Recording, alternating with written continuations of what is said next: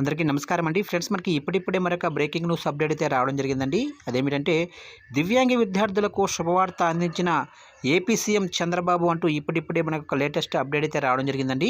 అయితే ఇందుకు సంబంధించిన పూర్తి వివరాలు అయితే మన వీడియోలో తెలుసుకుందామండి. అంటే దివ్యాంగ విద్యార్థులకు చంద్రబాబు గారు చెప్పిన శుభవార్త ఏంటనేది మన వీడియోలో క్లారిటీగా తెలుసుకుందామండి.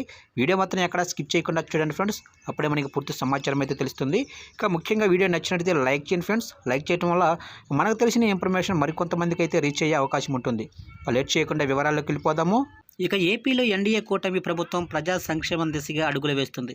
ఎన్నికల సమయంలో ఇచ్చిన హామీలపై సీఎం చంద్రబాబు ప్రత్యేక ఫోకస్ పెట్టారు.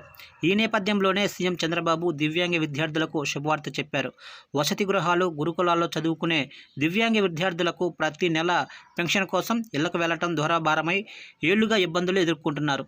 ఈ నేపథ్యంలో వారి బ్యాంకు ఖాతాల్లోనే పెన్షన్ నగదు జమ చేయాలని ప్రభుత్వం నిర్ణయించింది. ఈ క్రమంలో నవంబర్ 1 నుంచే వీరి అకౌంట్ల్లోనే డబ్బులు వేయనున్నారు. మొత్తంగా ఏపీలో 8.50 లక్షల మంది ఈ కోటాలో పెన్షన్ పొందుతున్నారు. ఇందులో 10,000 మంది విద్యార్థులు ఉన్నట్లు గుర్తించారు. చూశారు కంటే మొత్తం మీదుగా దివ్యాంగ విద్యార్థులకు నారా చంద్రబాబు నాయుడు గారు అయితే అదిరిపోయే శుభవార్త అయితే చెప్పారు. ఎందుకంటే వసతి గృహాలు, గురుకులాల్లో చదువుకునే దివ్యాంగ విద్యార్థులు అయితే ప్రతి నెల కూడా పెన్షన్ కోసం అయితే వారి ఇళ్లకు వెళ్ళి పెన్షన్ తీసుకోవడానికి చాలా ఇబ్బందులు అయితే పడుతుంటారు. ఎందుకంటే వేరే హాస్టల్స్లో కానీ వేరే స్కూళ్ళలో చదువుకుంటూ ఉంటారు కదా. అయితే దూరాభారమై ఏళ్ల తరబడిగా అయితే ఇబ్బందులు పడుతున్నారు.